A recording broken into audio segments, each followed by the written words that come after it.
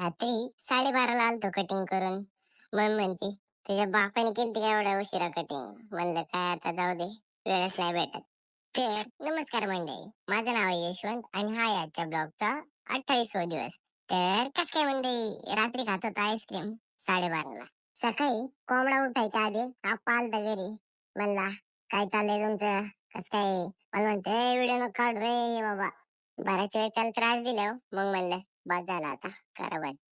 रात्री सचिन आणि मी संगच कटिंग करून आलतो. कस काय दिसतोय मग आम्ही दोघं? हा, बोट दाखवायचं गरजेचं आहे का नाही सचिन? काय बोलायचं आता, सोड. आठवड्यातल्या 7व्या वारातला वार म्हणजे सोमवार.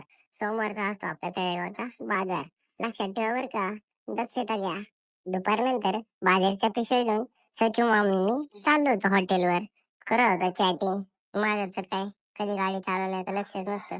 आजूबाजूला काय चाललंय तेच महत्वाचं असतं माझ्यासाठी.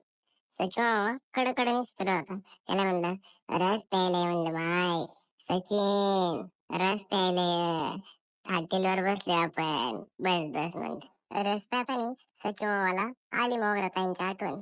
त्यांनी ते गाणं बनवलंय ना आता सचिनवर. दुपारच्या एवढ्या उन्हाचं त्यांनी नेलं कुत्र फिरवायला. म्हणलं जुलाब बिलाब व्हायला बसल्यात आता याला, एवढ्या उन्हाचं फिरवते म्हणलं. जाऊ दे आता. कोण म्हणता म्हणता आमच्या इथं आलते हद्द दाखवायला राहणार. म्हणलं चला आपली हद्द बघूच आता. तर मग आम्ही जातो हद्द बघून घरी. आपण भेटू पुढच्या व्लॉग मध्ये. चला बाय.